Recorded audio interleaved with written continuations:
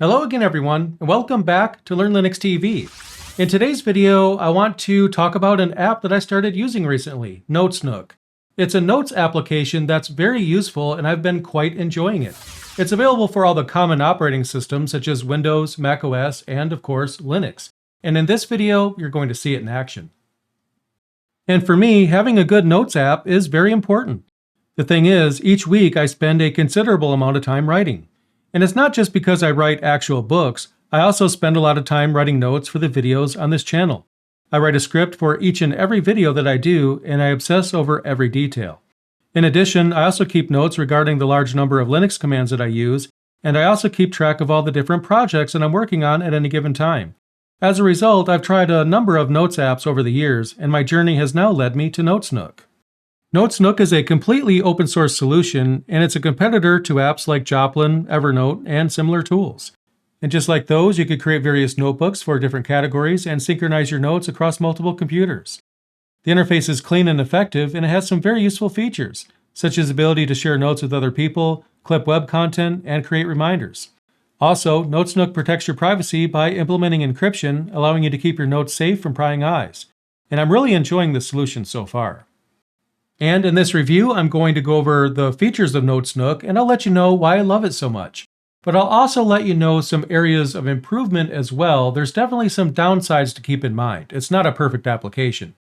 But what I'm going to do in this video is give you a full unbiased review, and we're going to dive into that review right now.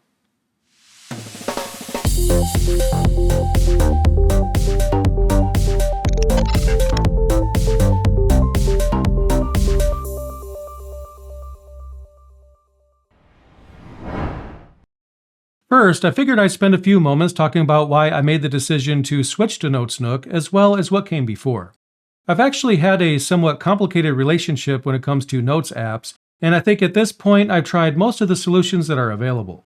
The first notes app that I ever used full-time was Joplin. Joplin had all the features that I needed, and although the UI wasn't amazing, it was effective enough. However, I had to stop using Joplin because its sync feature was constantly breaking for me. In fact, it caused me to lose work more than a handful of times. I stuck with Joplin for a while, since other than the sync issues, it was a perfect solution for me. I was basically just holding out, waiting for an update to address the sync issues that I was experiencing, but over time, none of them did address that problem, and I eventually gave up on it. After that, I tried a number of notes apps, and eventually I settled on Standard Notes. I've been using Standard Notes for quite a while, and I even created a review video for it some time back. Standard Notes checked all the boxes for me, except one: there wasn't a way to share notes. And for a while, this didn't really matter to me all that much since I primarily worked by myself and I didn't have anyone to share notes with in the first place. Eventually, as the channel grew, I came into situations where I did need to share notes with other people, and that just wasn't something that Standard Notes facilitated. And because of that, when my subscription to Standard Notes ran out, I decided to look at alternatives. To be fair though, I feel that Standard Notes is indeed a fantastic solution and I still recommend it. But for me, I knew that eventually I'd start needing to share information more often, so I knew that I needed to look at a solution that did facilitate sharing. And now, as a result, I've settled on Notesnook. And my first impression of Notesnook is that it's a very simple and straightforward app. As you use it, you'll create various notebooks, giving you the ability to separate your notes into categories. For example, you could create a notebook for personal notes as well as a notebook for work. You can even have notebooks nested within other notebooks, so each notebook is more like a folder than an actual notebook. In addition, you could also edit multiple notes at a time by utilizing tabs. And that might seem like a no-brainer, but some notes apps surprisingly lack the ability to create tabs, forcing you to only edit one note at a time. When it comes to actually editing a note, the interface exposes just a handful of formatting options, but it does include all of the ones that matter. You can create headings, paragraphs, lists, adjust the font size, as well as formatting text with bold, italics, underlines, and so on. There's nothing truly advanced when it comes to the editing interface, with Notesnook focusing on simplicity and the things you'll use the most often. We'll get back to the video in just a moment, but I wanted to mention that if you haven't already done so, you should really check out the Learn Linux TV merch shop.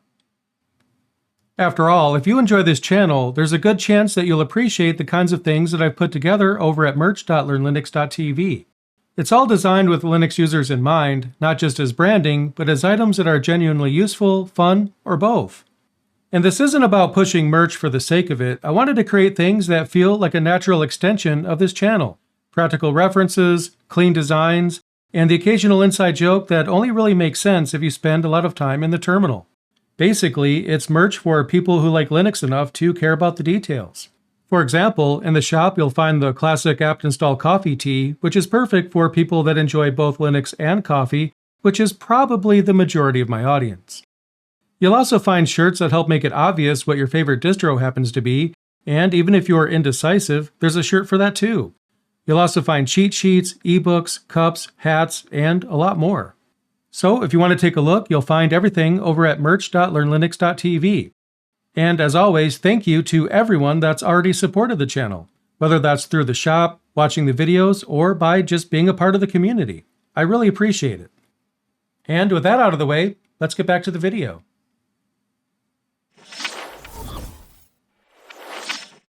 When it comes to customization, there's a number of color schemes you could choose, with each one that I've tried being implemented very well. One of the complaints against standard notes is that while it also included a number of different themes, many of them seem to be implemented in a very clumsy way.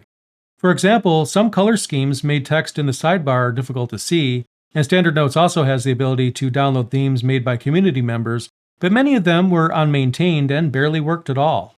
In fact, one of them was so bad that I had to remove a downloaded theme manually from the file system as it completely broke the UI. Now, to be fair, I've only just started using Notesnook, but so far I haven't had any problems at all when it comes to theming. There's also a great selection of settings you could tune beyond that, such as the ability to make tweaks to the editor, the ability to export and import notes, and so on. But one glaring omission when it comes to Notesnook is that it doesn't support plugins. This is something that might represent a big downside for some of you, but for me it doesn't really matter since all of the features that I require are built into the solution. But I wanted to make sure that I mentioned this and get it out of the way in case this might be a deal breaker for some of you watching this video. When it comes to sharing notes, Notesnook makes this very simple. If you right-click any note, you'll have an option to publish that note. And this results in a URL being generated for your note, which you could then share to other people if you want them to be able to view it. For example, as I write my latest book, I could share a chapter with an editor so that way they could give me feedback. You could also require a password for a note to be viewed, or even go as far as to configure it to self-destruct automatically. One downside of this, though, is that collaboration is not yet implemented. It's one of the highest voted features on their roadmap, so I do hope they add that eventually. Another nice feature is the fact that Notesnook keeps your notes synchronized between devices. This is a common feature that almost all the note solutions are able to do, but considering how bad this was implemented in Joplin, it's something that I look at carefully. And so far, I haven't had a single issue. Sync has been working great. Perhaps over time my opinion may change if I ever do encounter a problem, but as of recording time, there's not much to say in regard to syncing. It's been solid for me. However, there actually is a downside in regard to syncing, and that is, you can't use your own sync server. Many people prefer to sync their notes to a server that they control, and that's especially true with the home lab crowd. At this time, though, sync is done through the built-in service that comes with the app, and you can't point it to your own server. However, according to the roadmap, the ability to self-host a sync server is planned, so we should get that ability eventually, but as of recording time, it's not yet available. And since we're on the subject of downsides, the biggest is probably that the free plan is extremely limited, and the majority of Notesnook's features are locked behind a paywall.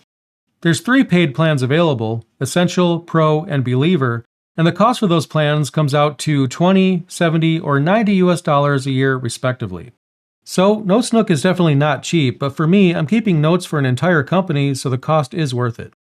But for those of you within my audience that don't write notes as heavily as I do, the cost might be harder to justify. But despite the fact that the free plan is very limited and you have to open your wallet in order to make full use of Notesnook, it has become my new favorite notes app. While it doesn't support plugins, it does have all of the features that I need, and it's a simple application that lets me focus on writing notes without needless distractions. And the way that notebooks are presented enables me to organize my notes exactly the way that I like them, and best of all, it's very easy to use, so I end up spending less time figuring out how things work and more time writing my notes. But best of all, Notesnook is cross-platform. It's available for just about any operating system that you might be using. For us Linux users, Notesnook is available on FlatHub, the Snap Store, and also there's an app image. So there's multiple ways of installing it depending on what you prefer. Personally, I prefer Flatpak for all of my apps, so I decided to use the version from FlatHub. But overall, Notesnook is my new favorite Notes app. Although it doesn't include a ton of exclusive features that you can't get from other solutions, it does combine all of the features that most people would ever need and is presented through an easy-to-use interface that stays out of your way. I would prefer to see the free plan opened up a bit more and also to have the ability to use our own server for syncing. That feature is coming though, but I do understand that could be a deal breaker for some of you within my audience. Even if so, Notesnook might be worth a look whenever that feature does land, but for me, I'm completely comfortable with the built-in sync option. If nothing else, I do recommend Notesnook, and it might be worth a shot if you're looking for a similar solution. And there's our video. In this video, we checked out Notesnook, and I hope you enjoyed this review. As for me, I really do enjoy using Notesnook. It checks all of my boxes. And while this application might not be for everyone, it might be worth a look if you're looking for a similar solution. Either way, let me know what you thought of this video down in the comments below, and also be sure to subscribe to Learn Linux TV for the latest in Linux, and I'll see you in the next video.